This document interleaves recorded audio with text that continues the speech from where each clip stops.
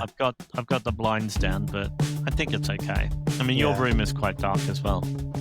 Yeah. Well, I've got the ring light on though. Yeah. So I've got a ring light as well. Do? Oh, okay. I don't know if it does much. Anyway, welcome to another episode of Tell Me Where I'm Going Wrong, a podcast where two exes who are still really good friends talk about life, love, politics, entertainment, war, love. What else do we talk about? Ring lights. We talk about pop culture, politics, the state of the world, the end of the world, science. We don't have like a designated catchphrase or like intro, do we? We just kind of make it up each time. We say a similar thing, but we don't really have. Well, yeah, because we don't have a recurring theme. Well, I suppose we do have a recurring theme, and that's that we keep coming to the conclusion that we're all fucked, and the state of the world is appalling. And the other recurring theme is we don't know what we're talking about anything. Oh yeah. Well, as we had a viral moment last week, and one of the videos I put on TikTok had you still say that, like you unsure if that's what it's called. Well, I know, because I'm so paranoid I'm going to mispronounce it. The amount of things I mispronounce, or the amount of grammatical errors that you and I both make on this podcast is staggering. Like when I go back and edit, saying things in like the wrong, conjugating verbs in the wrong tense and stuff like that. Like it's wild. It's interesting how it's my argument is it's difficult to speak eloquently and authentically on off the cuff. And so, we do struggle. But yes, we had a viral moment. One of the TikTok videos I uploaded had about last count, it was about 17.7 thousand views. And when I saw Sean on Saturday night, we were at a mutual friend's birthday party.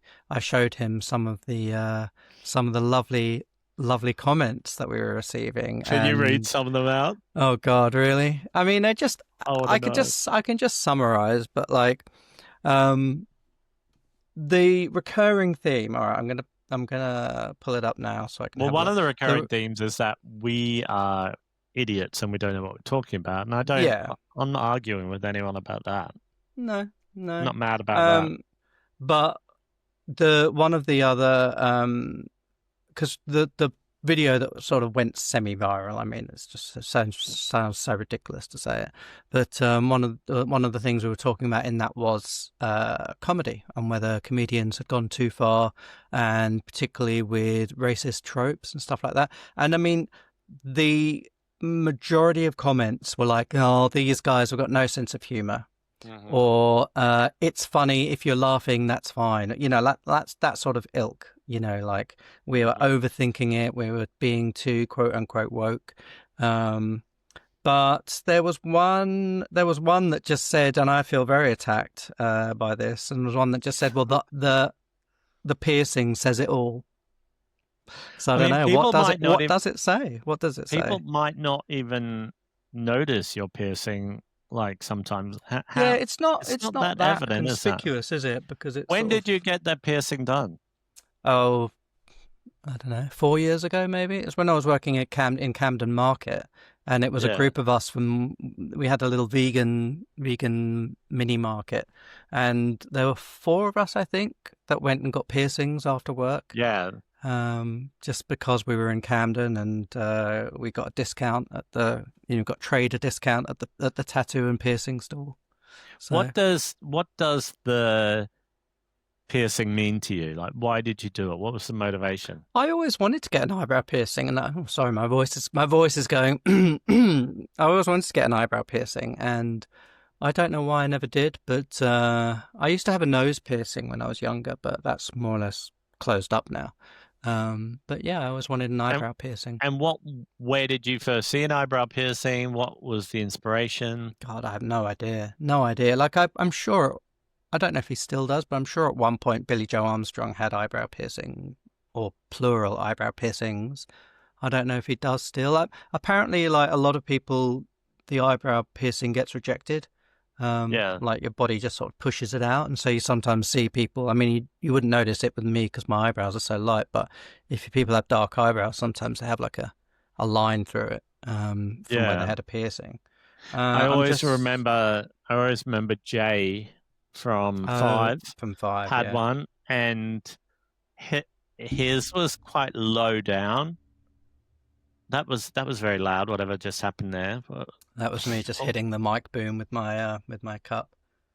But yeah, Jay had one quite low down. Like normally you get them, what, about 3/4 of the way across, right?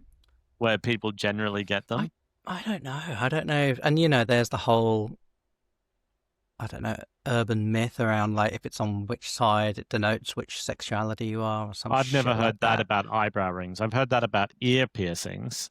I've Okay. never heard that about eyebrow piercings, but I can remember Mel B from Spice Girls was making fun in an interview back in the day when they were all really famous, like making fun of Jay from Five's eyebrow piercing Oh, really? and saying, "Oh, yuck," and making fun of Remind it. me off air. I have a funny story to tell you about Jerry Halliwell that I heard from someone I work with, but I can't repeat it on the podcast because it's But is it true? yeah. Someone who used to work in TV. Anyway, it's a You funny can't story. tease our 7 listeners that way. It's just a funny story about Jerry Halliwell being hangry and like shouting at someone and then apologizing later. But I'll tell you the details off air. But yeah, the other recurring theme in this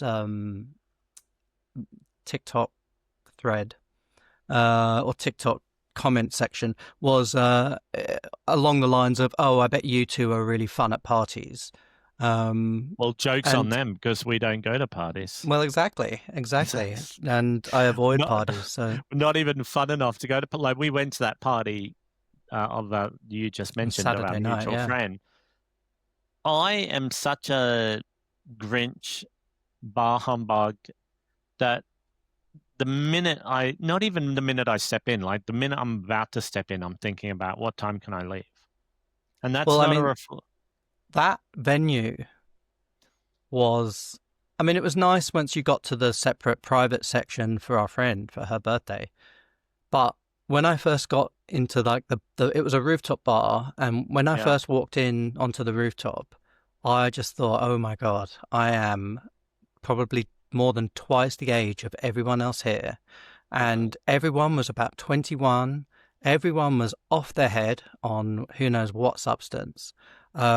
There were like almost naked people in body paint, like walking around, like employed by the venue to like walk around and like dance and stuff. And I was just, I It felt, was they were like extras from like the Prince Get Off music video or when he yeah, performed at the MTV Awards with exactly, loincloths and body paint, exactly. like extra stand-ins for the Lion King or something. It Yeah, really and I was wasn't. like a fish Yeah. out of water, and I felt so old, and out of my depth. And once I found the private section, that was okay, but it took me a while to find it, and then yeah, it was a I thing. I didn't tell you when I left when I yeah. walked because you have to obviously it's a rooftop, so you have to go upstairs to get there, and then to come out you have to go downstairs, and the entrance to the street is down this like little alleyway. As I was walking out, this group of drunk people were walking in, and these two guys are going, "This is it, this is the place," and the other guy he was with was like, "Well, it doesn't look like a fucking rooftop bar," and the guy was like, "Yeah, well, it's on the fucking roof, you idiot." It was just so funny. I was amused. When we were coming in, and the security guard or the bouncer on the door was saying, "Oh, welcome. We've got a booking." And I said, "Oh no, we're here for our friend's party." And he said, "Okay, all the way to the top floor, 75 steps." And I thought he was joking, like being, just like, I don't know, what's the term? Not provocative, but Yeah, being uh, dramatic. yeah.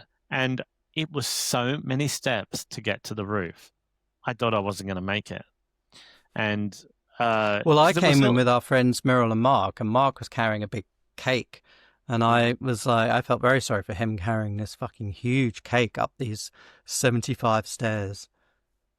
It really was one of maybe the worst place I've ever been. Like from crowd, music, Lion King extras. Like it really was not an enjoyable experience.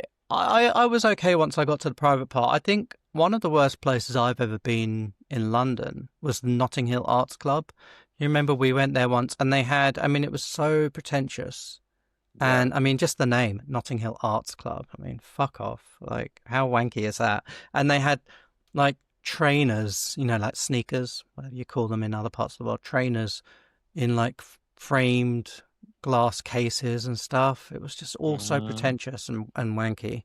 Yeah, it was some sort of vintage trainer exhibition, sneaker Who exhibition. knows? Yeah. Yeah, the amount of wankers that hang around Notting Hill, it's too much. I mean, that's that whole Lily Allen set. Why is it that I just keep hitting the mic boom whenever I have a but drink why of don't you water. move the cup to the other side then? There's no room. There's just a sheer drop on the other side. So Oh my God, the fucking Grand Canyon. I'll try and be more mindful, more demure and mindful. You're also drinking a lot of fucking water over there. I'm What are hot. you? I just got That's a lie. That is a line. That's a paraphrased quote from a Bette Midler film, from Beaches. What are some sayings like that? That's Lani. What's her name? Lani Kazan. Lainey Kazan. Lainey Kazan. So that's a Lainey Kazan line from Beaches. What are some lines like that where, like you're drinking like you're drinking like a camel, or when someone's moving around a lot, you say you've got ants in your pants. What are some other sayings like that? But that are sort of what's that term? I don't know. I don't know what category of phrase you're talking about. Like. Well, it's not a metaphor. It's a yeah. It is, isn't it? Is it a metaphor, or is it what's the other term that I'm thinking of? There's simile, but simile is when you say something's like something. Yeah, well, like I think that's a simile then, right? Isn't it? It's like if you say it's like you've got ants in your pants, it's a simile. But I don't know. Well, like you're drinking like a camel, like that's a simile, right? Because it's like a camel. Yeah. Or in Australia, flat out like a lizard drinking. Mm-hmm. Yeah, that's a favourite of you. I think you said that in last week's episode as well. I do like it a lot. Do you have any other favourite sayings from Australia? Oh, what are your? We have spoken about these before, but it's quite amusing to me. From arsehole to breakfast time is a good one. There's I don't know if it's a common saying in Australia, but the one that Janelle used to say about "there's fat all over your back" or something. Oh, but yeah, that was like she used to go to the football with either her uncle or her dad or someone, and there was somebody selling sausages and snacks outside the gate, and they used to spruik, like yell out to the crowd, and I think they used to say something like hot savloys, which we spoke about savloys last time as well. Fair sucker the sav, yeah. So hot savloys, eat them here, die where you like, get them while they're hot. When they're halfway down your belly, there's fat all over your back. I mean, it's nonsense. It doesn't even really mean anything. It's so good. I love it. Hot savloys, eat them here, die where you like. I mean, I just love that bit. Eat them here, die where you like. Die where you like. I know. Yeah, it's kind of like it could suit many situations in life. But no, I was going to say I'm thirsty because I just literally got back home a little while ago. I went to Parliament today. So there's an organisation called the Trans Solidarity Alliance, and they were organising a mass action at Parliament today where they were urging people to go and meet with their MPs to talk about the Supreme Court ruling that we've spoken about, the EHRC Supreme Court ruling that we spoke about, I don't know, probably a month or two ago on the podcast. Yeah. And I had an appointment with my MP, but then she emailed me last night and she said, "I'm really sorry. I've been called into Parliament tomorrow afternoon to speak at the Transport Committee. I don't know, something.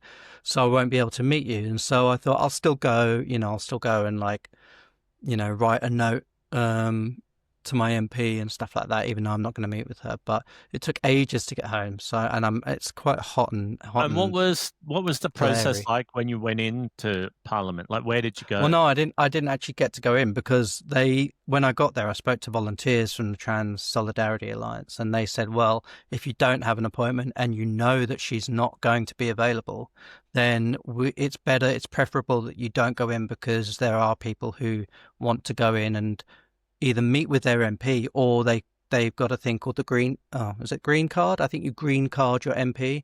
And so that's when you don't have an appointment. But yeah, in theory, any constituent can go to Parliament when it's sitting and walk in and green card their MP and ask for a face-to-face meeting with them. But they said, if you know that she's not available, we'd prefer that you keep Parliament free. So all they did in the end was just go and write a little note and stick it on their board for their social media and stuff like that. Sorry, I just hit the thing again. But what's going on? Like, what? I don't know. To explain it's setup. It's so boring and trivial. Like, it's just the way it's so boring. But why has it never happened before? I don't know. It's the mysteries of life. But look, I don't know what you think about this. They gave me a badge. I don't know if you can see it. Hang on, I'll put it up on the screen. They gave me a badge, and I'm not sure how I take it off and hold it towards the I'm camera. not sure how I feel about.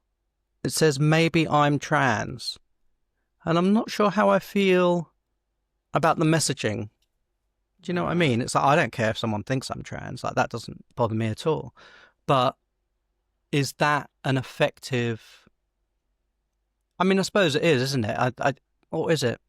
Well, it's similar. It's similar to that idea that not all, and I'm not equating these two things, but you know how people say, "Well, I am," but I'm not saying that in the manner of a simile or a metaphor. Yeah, it's a metaphor. It's a metaphor for life, where people say not all disabilities are visible, right? So you can't just assume, like the old saying, "Don't judge a book by its cover," right?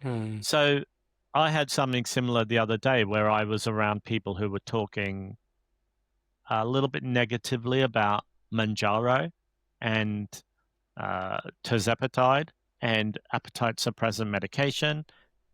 And I suppose they just assumed that, I don't know, there wasn't a enormously fat person in the room, so they could talk freely, like that. It mustn't apply to me. Do you feel now you've lost weight, people don't treat you treat you as a fat person anymore? Oh, I definitely noticed the change in how people respond to me. Like, when I was at my fattest a year ago, I would see people, and I'm not blaming them, I'm not acting like a victim here, but I would see people look for other places to sit on public transport, not next to me, because I would take up more than half the seat. Like, I was, I couldn't put my arms down next to me. They'd sit out like an obese chicken, and so that idea that people can't see something, so they just assume that you're just like them, or that there's these things that are hidden, like people's transness or identity, or whether they're on weight loss medications, or whether they have a disability or a learning difficulty. Like it is helpful, I think, to assume that everybody is on these spectrums at all times, because then your behavior and the way that you talk about or navigate these topics, it should be as inclusive as possible all the time. And that's not about, fucking doing too much. It's about doing the bare minimum. It's about just not using ableist or transphobic or fatphobic language in your everyday life, and just assume that everyone is.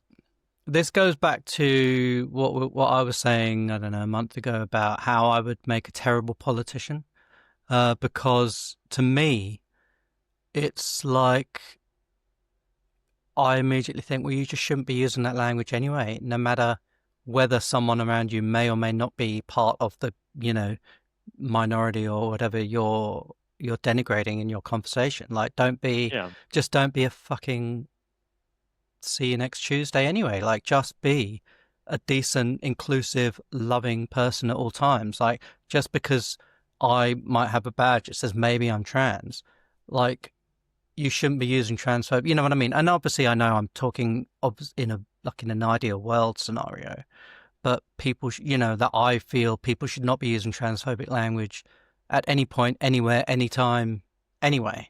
But that badge also isn't just about policing people's language. It's about raising awareness and getting people to engage can't even say it, cognitively with Yeah. the broader subject of trans rights and trans wellness. Yeah. So if people see that, it might just make it's a thought starter, isn't it? It gets someone to sit there and have a private reflection on, why should it matter? Or, oh yeah, that reminds me that I was going to sign that petition that I saw on Facebook. Or, yeah, that reminds me that I need to be more mindful of my language. Like, it's a way to get people to just start an internal dialogue with themselves about trans awareness. It's not about policing people's language. And that's the same reason why we do any sort of activism. But going to Parliament, do you feel, as a citizen who votes, do you feel that there is hope in changing or shaping or coercing politicians when it comes to public policy?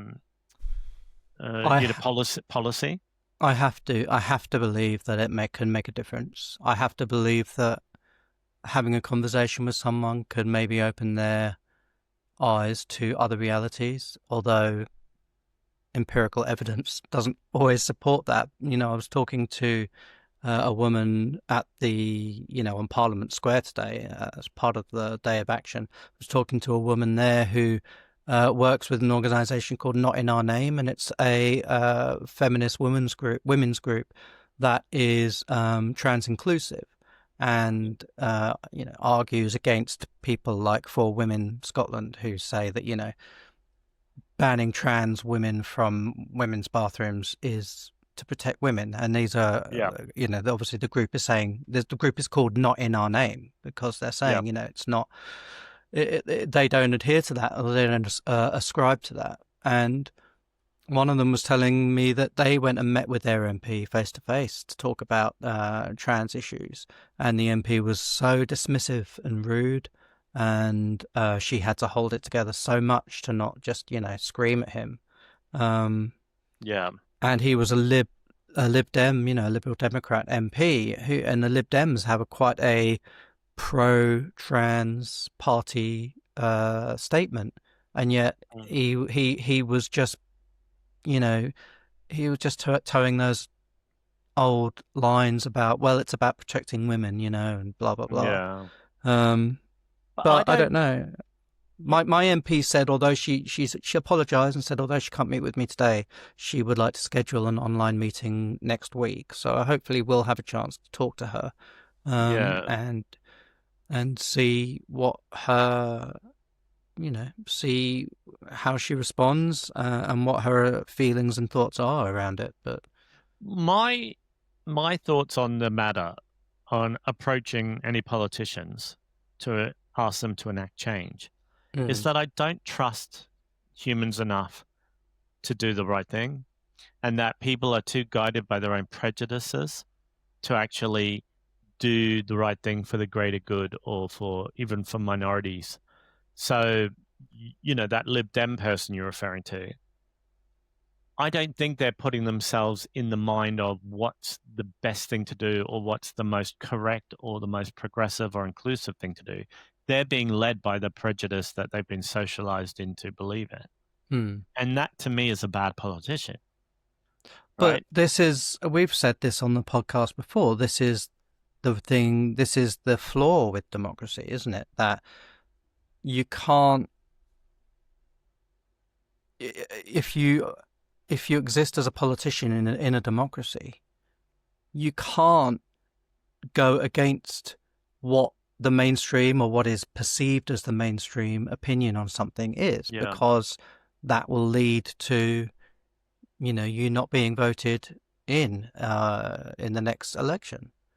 Yeah. So, and was it which was it was a Canadian Prime Minister like quite a long time ago, like over a decade ago. I can't remember which Canadian Prime Minister who said something along the lines of, you cannot leave the protections for minorities to the majority, Yeah. because the majority will always vote within the majority's interest.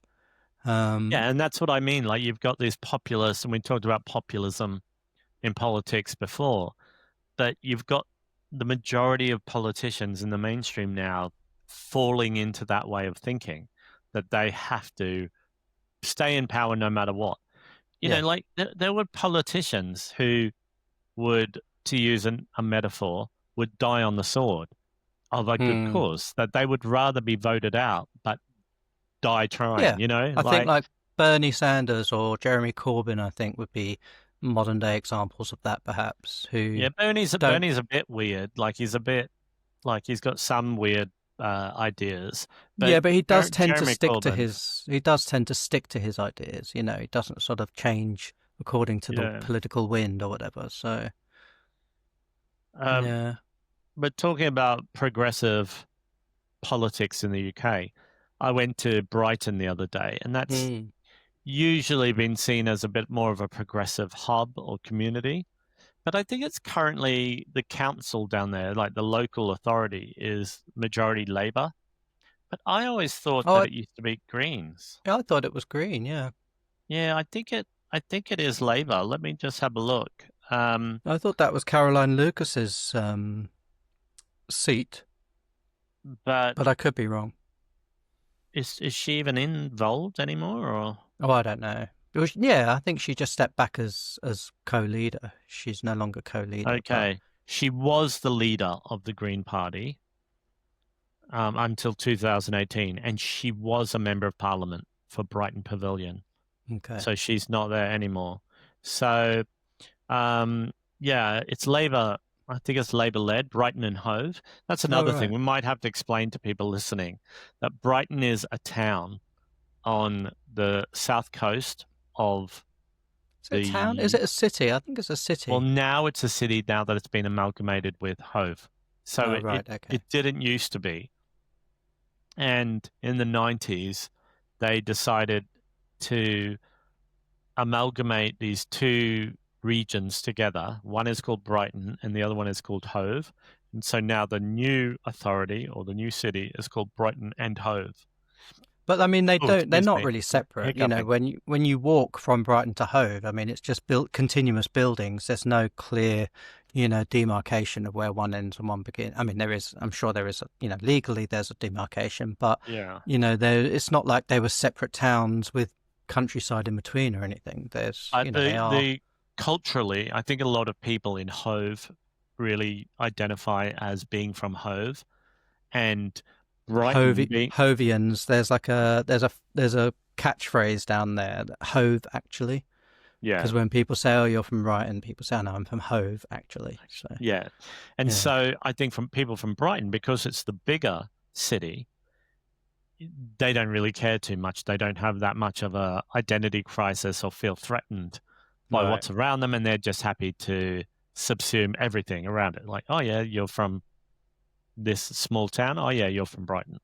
So, but people in Hove are quite protective, and I think a lot of people in Hove were resistant to the amalgamation.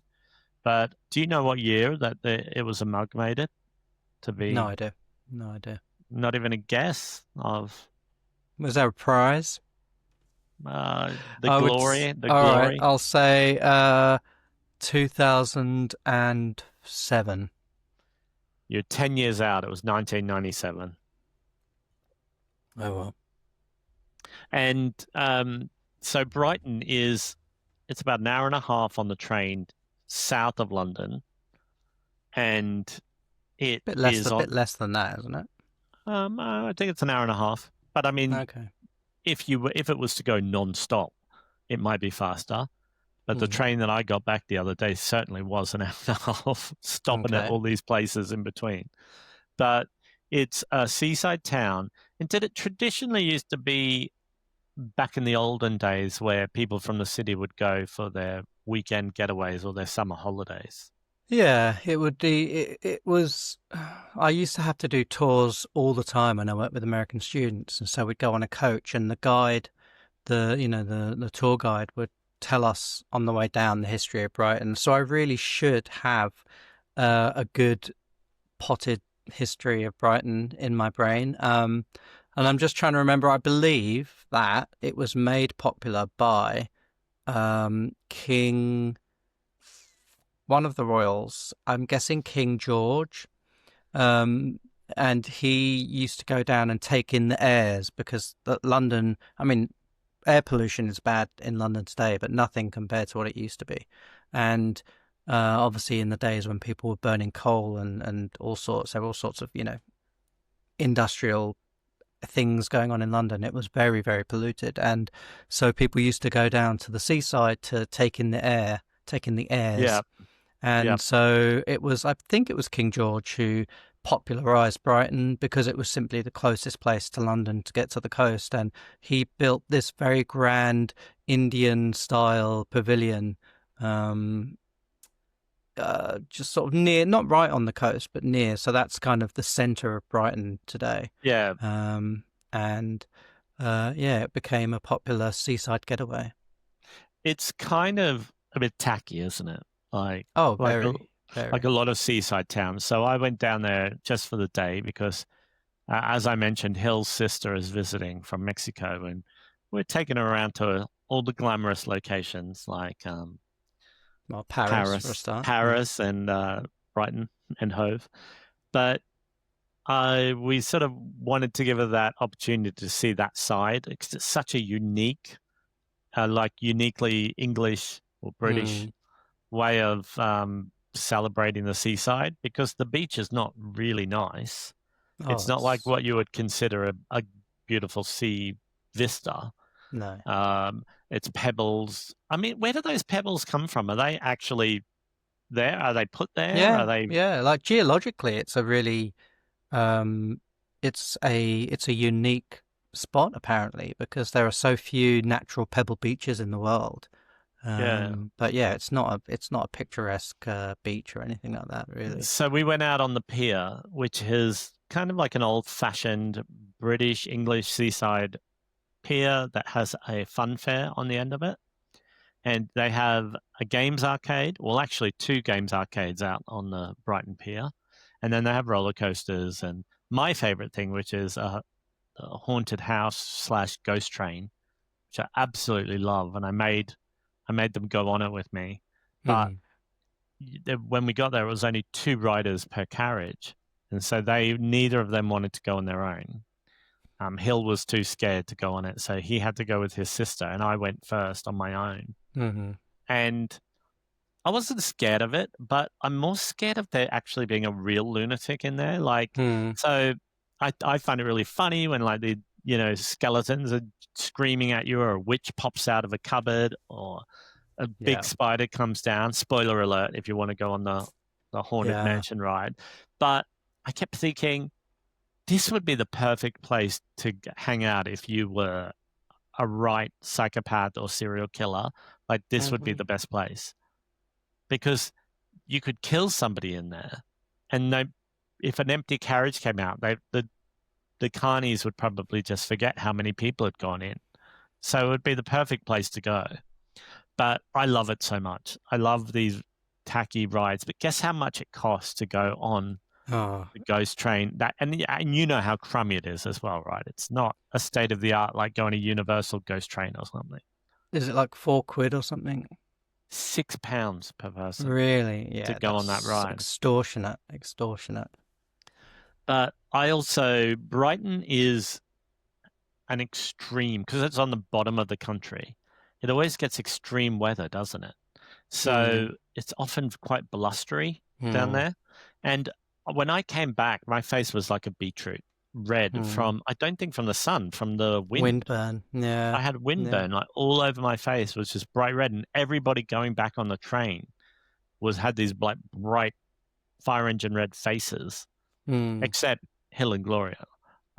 They could handle it. But yeah, it was such a I don't know, not sad, but when you go somewhere like Brighton, it's more fun, the idea, than actually being there.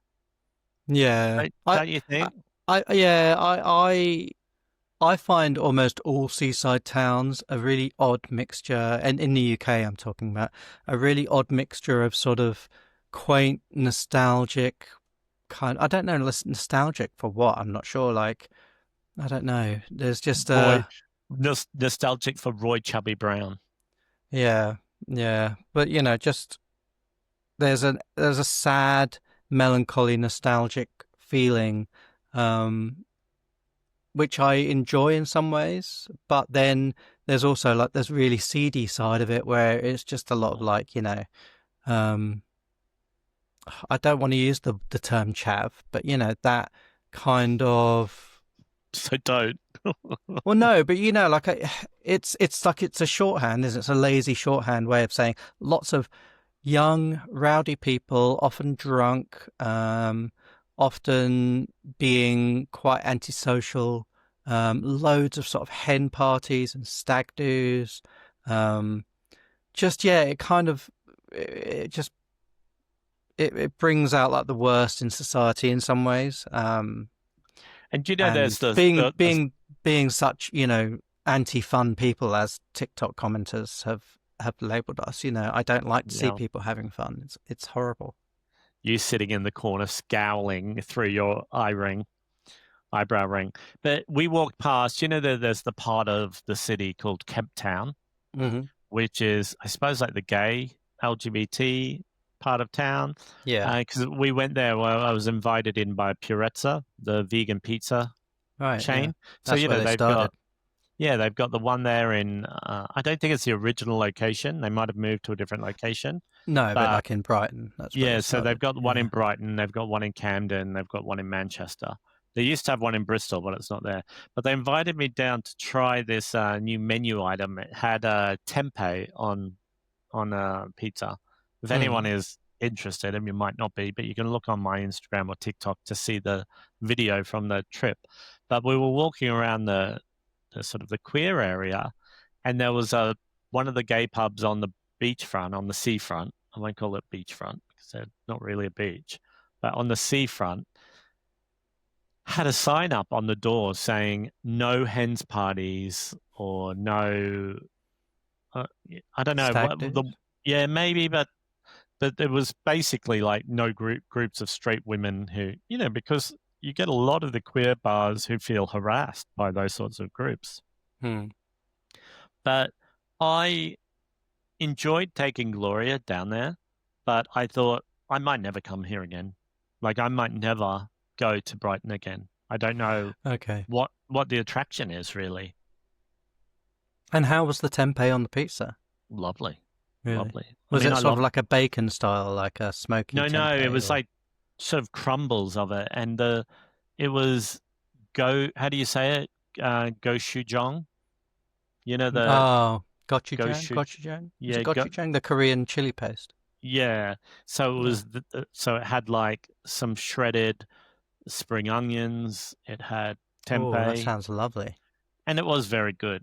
And that you only eat gluten-free food, right? Is tempeh gluten-free? Yeah. Oh, well, so you could probably cook it with soy sauce or something, but yeah. So you could probably get that pizza done gluten-free because I think that Purezza have a gluten-free option for most of their pizzas. Yeah. But yeah, we ate everything because they wanted obviously this isn't advertising for them here. We're just having a conversation, but they invited me for free to try it in exchange for doing a reel. And because I had to spend all my money on the ghost train, I welcomed a free lunch. But you may never go back to Brighton and or Hove. No, I might never go back there again. But they gave us like the vegan. Well, everything's vegan. So they gave us the meatballs. They gave us these cheesy dough balls. They gave us the Mediterranean salad, which was incredible. They gave us 2 different types of pizza. One that had roasted ham and pistachio pesto on it. They gave us tiramisu, cheesecake. Okay, this is starting to sound like an advertisement now.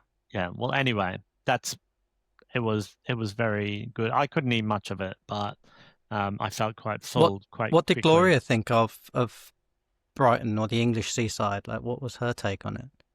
She enjoyed it. She found it quite cold. It was about 22 or 23 degrees, and her being from Mexico City, that's not cold, but couple that with the dreariness Well, of a like a seaside town. like a sea breeze, Yeah, a and it was, stiff sea breeze.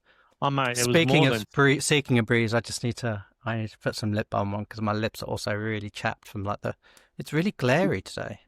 yeah, that's what I was saying before when we started. I have to put Mm. the blinds half down because I'm always squinting like this in this room. Mm. But Mm. yeah, it was blustery. It was very, very blustery. And like as soon as we got there, like she brought a cardigan with her, and we were like, "Oh yeah, you won't need it."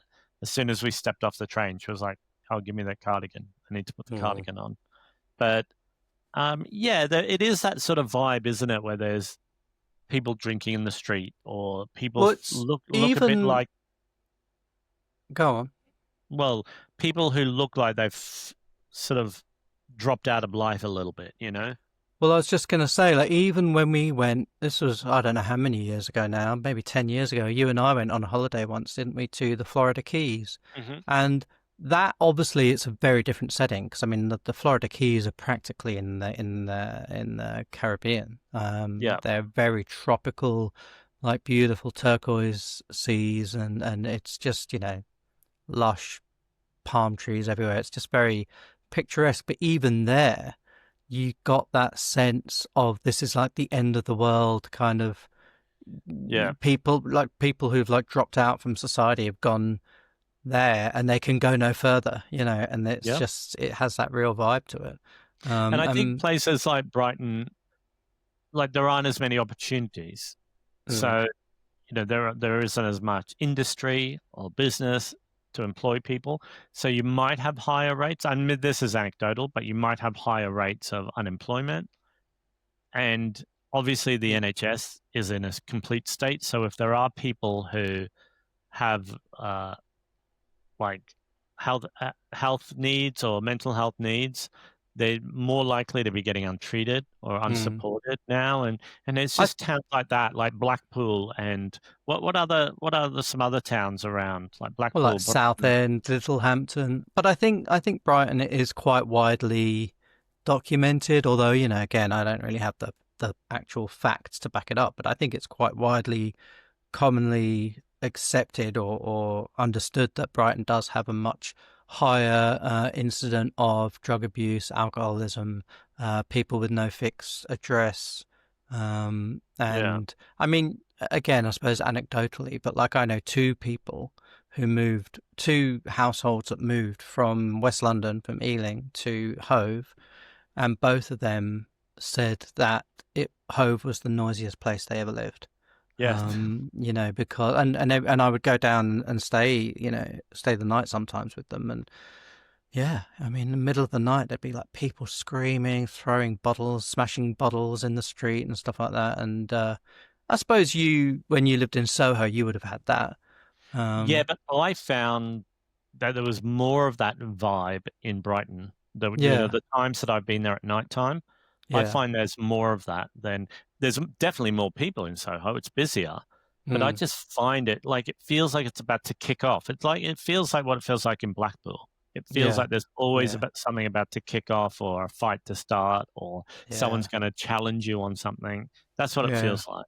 yeah. Who are famous people from Brighton? Who's Well, actually originally from there, or who Well, I lived suppose, there, or yeah, what either really. I mean, I was thinking about that the other day. The only people that I can think of were Fatboy Slim, like Norman Cook.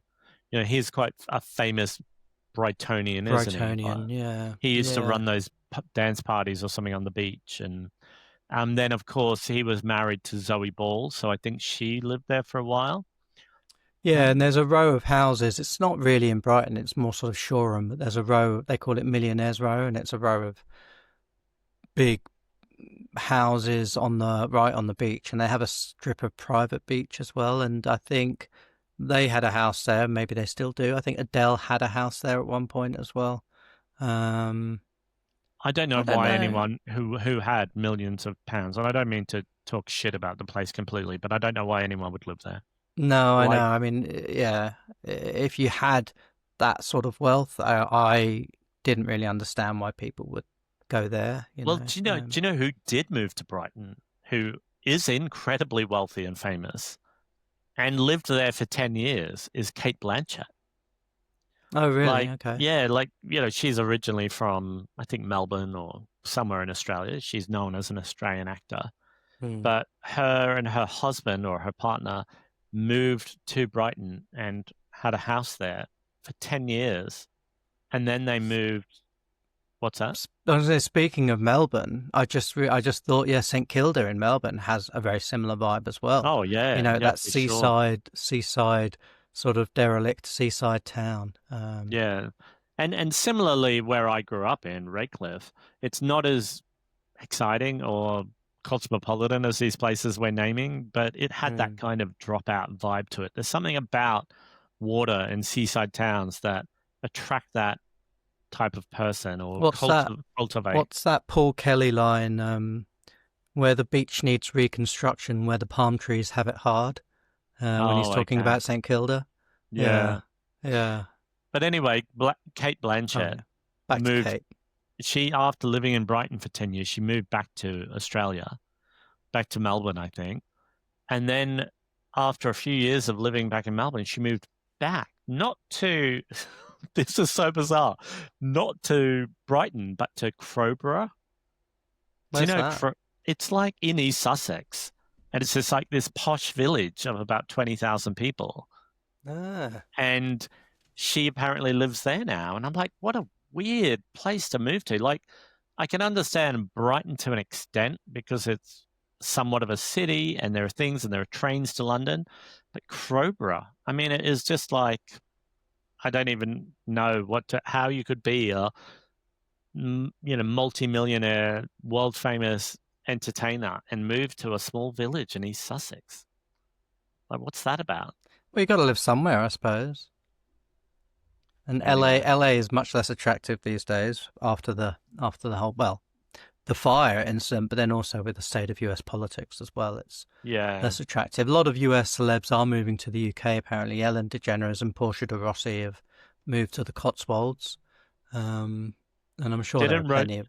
didn't Rosie O'Donnell say she was moving as well? Oh, did she? Okay, Yeah, but I yeah, that think wouldn't maybe surprise she me. got denied a visa or something. I can't remember. Speaking of American lesbians Yes. who are moving to the UK, I went and saw Brandi Carlile at the Royal Albert Hall last Friday, which was an amazing gig. It was, I mean, the Royal Albert Hall is such a great venue, Yeah. and but I mean the concert was memorable, but one of the sort of more funny moments was that Elton John and his husband were in the audience. They were in one of the boxes, and when they entered the auditorium before the concert started, people were literally like hanging over the balconies to get photos and video of him. Um, but Did he have a private box on his own, or were there other people in the box with him? there were other people there, but I mean only about 5, 6 of them in total, so it was relatively spacious. Well, Um, when we went there last week to see Yeah Yeah Yeahs, we were in a box, and yeah, like it had 1, 2, 3, 4, 5, 6. No, hang on, 4, like 12. I can't add it up. It had 6 seats.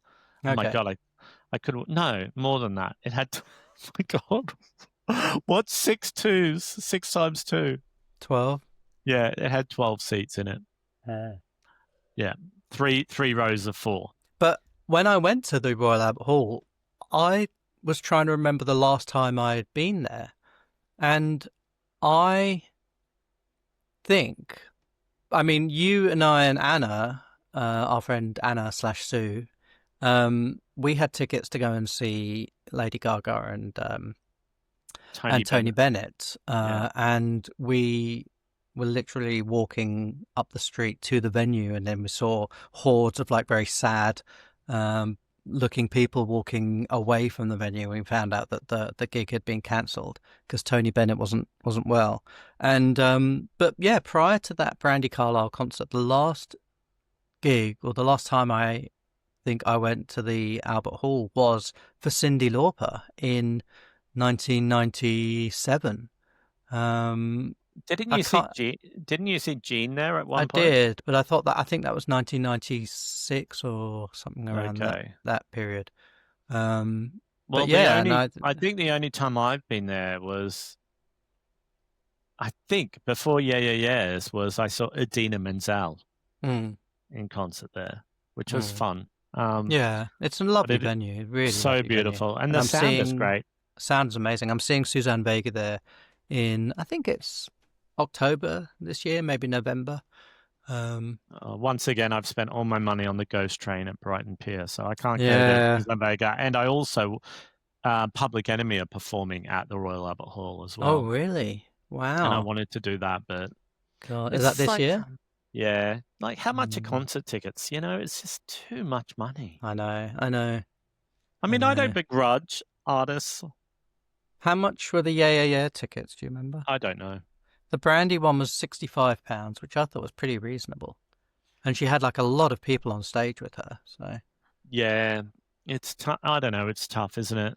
I mean, he's been cancelling his tours again, like left, right, and center, like all these cancelling his shows and moaning that he right. doesn't have enough money to go ahead because he doesn't have a record deal. But surely, if you are I mean, I know a lot of people don't go see him anymore because of how problematic he is. But there must be a way of making money from touring if you've got a sizable following, if Yeah, you're but very I careful about it. Yeah, but Kate Nash talks about this a lot, and she says that as an independent artist, you you have to go onto a tour like on a sort of on a wing and a prayer sort of thing. You can book all the venues, you've got to book your musicians, you've got to all the logistics, all the transport and equipment. You've got to rehearse, you've got to pay your musicians to rehearse before the tour. You go into a tour, you go on tour in debt, and you hope that you can recoup your expenditure by the end Yeah. of the tour, but it's not a guarantee. And so, yeah, I can see why. I mean, not to excuse bad behavior in any way, but yeah, I can see why he, may decide to cancel the tour. I don't know. Maybe ticket sales were not particularly Yeah, like strong. he's somewhere, like on his way to do some shows in Europe, and there was one of the gigs, I don't know, in Norway or somewhere, and they said, we're not going there like anymore. Without record company support, we're not going there. And so some of the fans did some investigating and was like, oh yeah, the venue was not even half sold. Hmm. So it must have just been him, and whoever his tour manager is must have just made the call. It's cheaper for us to Yeah, just not go not do than that it leg of is it. to Yeah, go there. And it's just yeah. like it was one date and then he's going to skip. But yeah, he's been cancelling stuff all over. He's a lunatic anyway with the way that he cancels, and Well, yeah, has he has he's always been bad at that. I don't even know if it's to do with financial stuff. It's just yeah. But I mean, yeah. I don't have a lot of sympathy for people who missed out seeing him because I mean, I don't know if you're still going to see him, you're kind of supporting a right wing, aren't you? So Well, be very careful about what you say why because is he watching? well, somebody will see it and send it to him. And I'm not joking when I say he sues everybody. Like everybody. You might even want to cut that out. Like it is like he's even recently again sued somebody for calling him Really, the exact language he used. really. Shall I bleep it out? Yes. So if I just say is a and then bleep. Yeah, but then you'll have to cut out all the stuff that I've said that you said was inflammatory, or else people will be able to work it out. You might need to bleep the whole thing out. Imagine getting sued by. It would be pretty wild. Mm-hmm. But I think he's a rich person. Like I don't know if he's not got Taylor Swift money, but I think he would have. I think he would have assets, but I don't know if he would have. Or maybe we should stop talking about because it's all conjecture. And if he's that litigious, is that the word? Yeah, He's that litigious or litigious? litigious. Litigious. If he's Yeah, that litigious, maybe we should stop talking about him altogether. But litigious. litigious. But yeah, like When, what I can remember, Amy Mann used to say that there was no money in touring.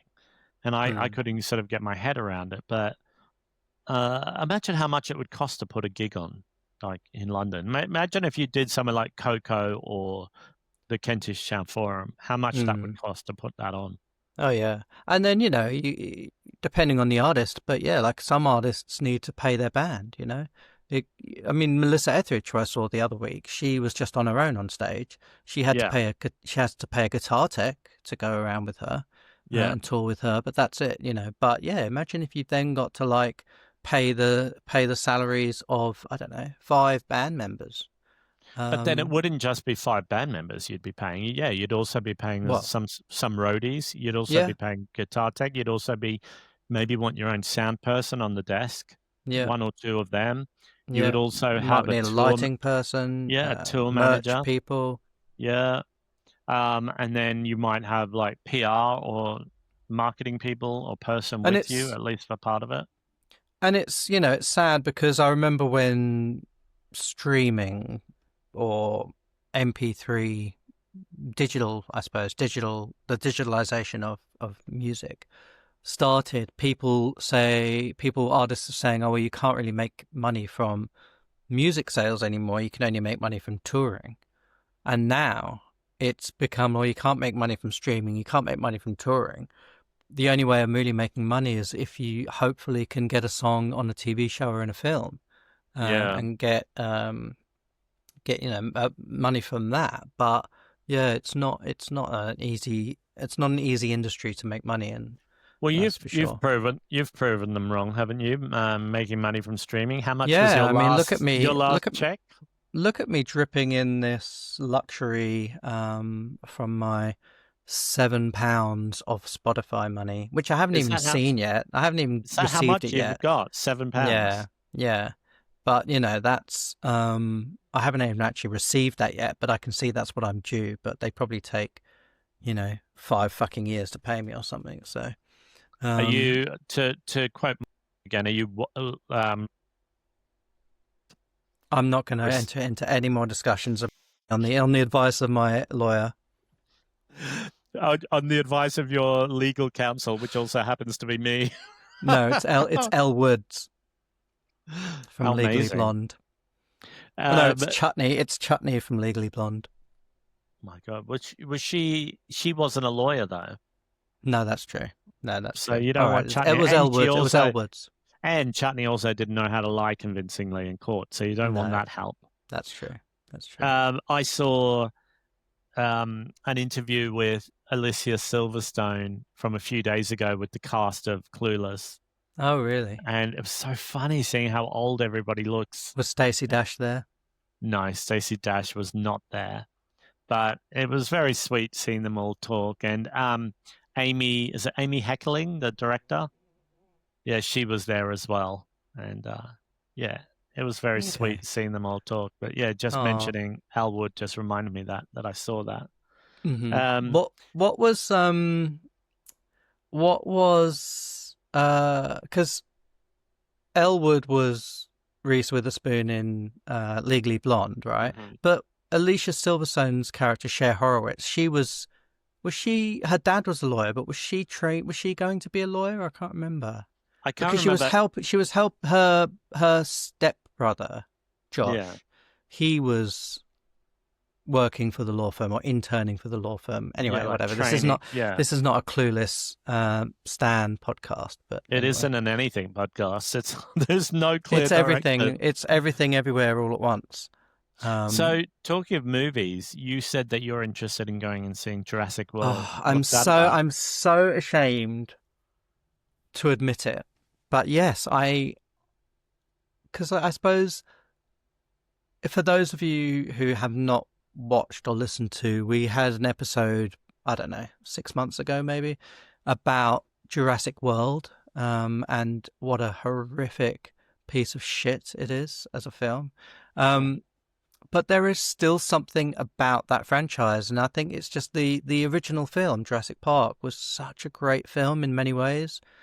Just the timing of it, and the age that I was when it was released, that it still holds a sort of special place in my heart. And I love a good like disaster action monster movie, and it was so good. And so I do live in hope that, despite how shit almost every other sequel in that franchise has been, I do live in hope that the new one that comes out, I think next week or the week after next, that it's going to redeem itself. It's got It ScarJo in it. so Scarlett Johansson is in it. Mm-hmm. But who is there another lead in it? Like, Yeah, I can't remember. I did watch the trailer. so what's his name isn't in it anymore? Chris Pratt.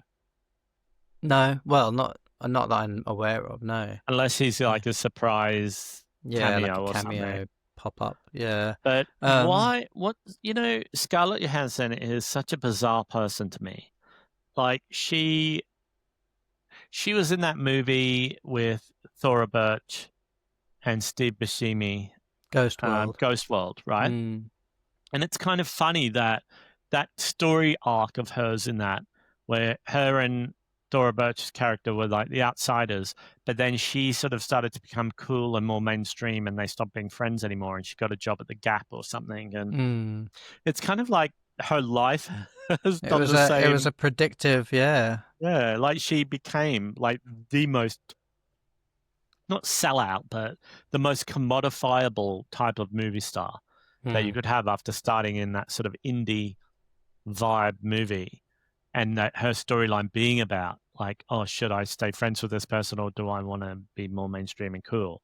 Mm. And um, her movie choices just strike me as that same thing. Like she's not in movies that I really want to see. Yeah, I'm just trying to think what I've actually seen her in. I mean, obviously Ghost World, obviously uh, I'm blanking. What's the one she did with Bill Murray, set in Tokyo? Lost in Translation. Lost in Translation. But I don't know if I've seen her in anything else. She's been in some of these superhero movie, right? Yeah, Like, well, I don't really watch any of that. no, So I don't see yeah. that sort of stuff. She was in that movie that I haven't seen with Adam Driver that was memed to death, where they were like a married couple who were having like a marriage crisis, and they were fighting and physically fighting and screaming at each other, and it was like people made fun of it a lot online for like how Yeah, didn't that come out during sort of like early COVID era or something? maybe, but there's this bit that's used all the time of her character is in like a floral dress and she's dancing with her hands in the air at a house party, and people use it all the time to, when like say somebody releases a new like banger of a pop tune, people Mm. always like set it to that clip of her dancing, saying, oh, this song makes me feel like this. But yeah, I'm totally out of the loop on that, but okay. But okay. yeah, has she done any TV I work? don't know. I don't know her well enough. Uh, the thing that I'm most familiar with about her is there's a Lloyd Cole song that name checks her. Oh, really? What Yeah, does How, in uh, what way? like something about not being sexually interested anymore, or finding it hard to get interested sexually in things, or excited by anything, not even by Scarlett Johansson. Okay. It's about being a middle-aged sad man or something, the song, and and she's kind of like that sex symbol to that sort of male demographic, isn't she? Yeah, I And that's guess. why she was so popular, or why it appealed to so many sad old men in like Lost in Translation, because that was that whole, Bill Murray was having like a late midlife crisis and he fell in love with a young beautiful woman, and Right, okay. that kind of is like part of the appeal to part of her demographic, her Well, fan base. well, I am sadly and ashamedly going to go and see the new Jurassic World Rebirth. Is it called Um, what wasn't it called Dominion, or is that another no, that one? was the last one, I think. This is And did you Jurassic see World that? Rebirth. Did you see Oh, Dominion? yeah. I mean, it wasn't as offensive as Jurassic World, in terms of the sexism and the racism, but it was just shit. It was a terrible film. Um, even with Laura Dern and Oh uh, my God. Sam Neill and Jeff Goldblum returning in their roles, it was still just terrible. Um, Why? But Why I do will these go and people see do it. So, this? do you have any interest? Do you think? I mean, No, could we do another? You don't want to do another episode no. on the new Jurassic World? I don't want to see that. Like I resent paying money for things that I'm not interested in. I Mm. know that's a wild take, but there are movies that I'm somewhat interested in that I still haven't gone to see because I'm got no money. So if there Well, if you've was, got money to spend on the Ghost Train in yeah, but Brighton, the Ghost Train is fun for me. Like, how much is a movie ticket? oh, I don't know, about minimum £9 or £10. And that's if you get it on one of these cheap Tuesdays or something, right? Mm. Like it's £9.99 at the Odeon or something. Like in central London, it can be like £18 to see a movie. Yeah, yeah. Yeah, I'm not interested. I'd rather go on the Ghost Train 3 times in a row. Like to me, that's more entertainment. And risk being killed Yeah, by a serial killer. yeah, 3 times the chance of being killed on a ghost train in a That's sad seaside preferable. That town. could be your movie review. I'd rather get decapitated on a ghost train than see this film. No, but I would rather get stabbed and then bleed out slowly over the course of a day on a ghost train than go see that movie. But All right. what other movies are out that you want to see? I don't know. I'm not really keeping tabs on what's coming out. I mean, there's nothing that's really. Just trying to think what is coming out. I don't There know is a I don't actually know there what's is a coming out movie that soon. I might have missed already that came out a couple of months ago called Sinners. Sinners. It's a horror What was that? movie. Okay. And like in a nutshell, it is thrilling, violent, and terrifying. But I think it might, spoiler alert here, I think it might have something to do with vampires, but I'm not 100% Oh, sure. right. Okay. So it is written and directed by Ryan Coogler. Do you know who Ryan Coogler is? I don't. Ryan Coogler is a film director and screenwriter and producer, and he did Black Panther. Oh, yeah. Did you see that? Yeah, I think I saw it with you. Well, that's a Marvel film. Yeah. He did Yeah. Wakanda Forever. So he's I think Sinners. I don't know enough about it apart from I heard someone whisper or mention that it's something to do with vampires. So Okay. I'm interested in seeing that. So I would see that before I saw any more Jurassic Park. I mean, yeah, I'm excited about the Clueless reboot, but I don't think that's going to be a film, is it? That's going to be a TV show. That's going to be a series, isn't it? I haven't really seen any news apart from you mentioning it the other week. I haven't seen anything written But what about was the it thing you anywhere. saw the other day about just the Well, cast being back together? just a clip, and it was something about an anniversary. Like it might have just been a clip from a broader interview where they spoke about that, but I just saw the clip. And that's the world we live in, where you just see sound bites and you don't know the full context. Might not have even been real. It might have been AI generated. It's not a film, but I just watched I suppose, documentary on Netflix. It's called I'm Your Venus, and it's about Venus extravaganza, and it's about her brothers trying to get more information about her death. So Venus extravaganza was a trans woman who was made famous. She lived in New York. She was made famous in was it 1990? 1990, I think. No, 1990. Yeah. Documentary called Paris is Burning about the trans communities and houses in New York and the ballroom scene, and she was made famous in that. She was one of the sort of standout people in the documentary, but she was killed in the 90s. Well, during the filming of the documentary. Remember, they had the plate on the screen that says about how her body was found. Yeah. Yeah. And so it's a very good documentary. I recommend that to anyone. Sad, obviously. So where is this Venus documentary? It's on Netflix. Okay. Yeah. Yeah, I'll have to have a look. I mean, Paris is Burning is truly one of my favorite pieces of film. in my life. Like I would put it in my top 5 things to watch. It Mm. was really seminal. Like growing up as a queer kid in Redcliffe, I couldn't have been more far away or distant from the life of the ballroom scene. But I was the same age as a lot of the people in that film. I came up Do you know around the what's same wild time. to me is that, there'll be people, quite a lot of people, I think, who have seen Pose, the Yeah. Ryan Murphy series, Pose, who have not seen Paris is Burning. And I mean, Pose would not exist without Paris is Burning. Oh yeah, Like it's it like an homage to Paris is Burning. completely, yeah, Yeah. completely.